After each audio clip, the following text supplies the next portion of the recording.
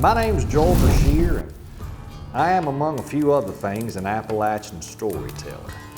The one I got for you today is about a guy who tried robbing a witch and found himself hung out to dry. It's called A Jar of Silver. Alvin Watkins lived around these parts about 150 years ago, and he was less than in about every sense of the word. He was not much of a man. He was too short to attract any of the girls' attention. He was too weak to pick up a shovel and work out in the fields. He was too poor to move out of the shack his pappy'd give him to live in. But there was one thing Alvin was really good at. Alvin could watch. He could listen. He could observe tendencies, patterns. He noticed, and he remembered. One thing caught Alvin's attention was Granny Webb. Now, Granny was an old witch who lived out in the woods. This is before the coal companies and modern society had moved in here and built up the roads and good clinics had started. So if somebody was in a spot of trouble, Granny Webb was about their only option. There's tales of Granny Webb talking a wart right off a girl's finger. She'd just whisper a few words over it. Next morning it'd be gone. There's another tale of this mommy having headaches, something awful. We'd probably call them migraines today. But she had a little baby, and the baby was about to die because the mommy couldn't do nothing to take care of it. Her head was hurting her so bad. So Granny Webb said, cut 3 locks out of your own head of hair, braid them together with a dandelion, and then bury it in a cool, dark place.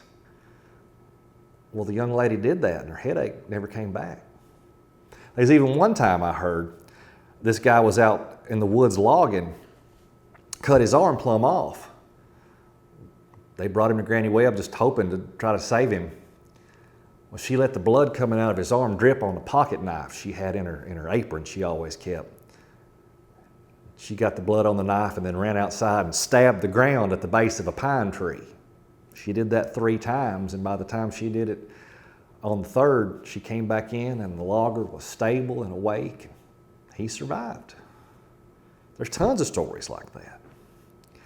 I mean, anytime there's a lady with the motherhood blues or a kid with a droopy eye, they all came to Granny Webb. And every time they came, they paid her with a silver coin. She kept a jar by the door. And as they was leaving, they'd give Granny the coin. She'd give it a kiss, drop it in the jar. And it'd make a clanking sound as it hit. And it's that sound that haunted Alvin's dreams. He became obsessed with it. He watched people come in, they'd get their healing, they'd pay their coin, and they'd leave. Clink, clink, clink every time. He became so obsessed he built a blind not far from her cabin so she wouldn't notice him a-watching her. It was in that blind on a full moon night that he first saw this. Around midnight, Granny Webb walked out of her house. She had her jar of silver. She held it up to the moonlight and she shook it 3 times. She went over to her back garden, got a spade and dug a little hole, buried the jar, covered it back up and walked in. Alvin thought, I'm gonna get that jar. That jar's mine. But then he thought, wait, let's see what else happens. Let's watch, let's observe. Sure enough, a month later, here came Granny again with another jar full of silver. On that full moon night, she held it up and she shook it at the moon. Then she buried it. Now, Alvin had heard tales of taking your wallet and shaking it at a full moon and it'll always be full. He'd also heard about burying money and it'll grow like a plant. He thought, Granny Webb must be on to something. So when he was sure she was back in the house and asleep, he crept down to her garden. He pulled that same spade off her table, started digging. He found 15, 16, maybe even 20 jars full of silver coins. More money than he'd ever seen at one time in his life. He collected them all. He took them. He kept them for himself. He started back towards his house, and as soon as he crossed the border to Granny Webb's garden, he felt something pinch or sting him the back of his neck, he slapped it. Somehow felt crunchy and slimy at the same time. He scraped it off and looked at it. There was enough moonlight to tell this was the biggest spider Alvin had ever seen, at least what was left of it. He wiped it on his pants and went on. We know Alvin made it home that night.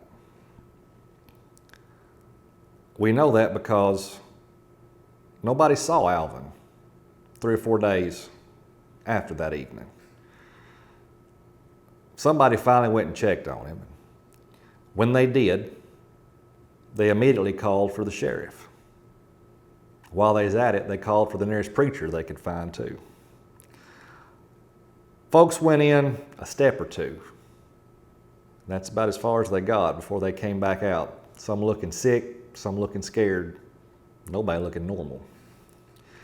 It was decided that the best thing to do was to take a torch and just toss it in that little shack and set it aflame as quick as anybody could.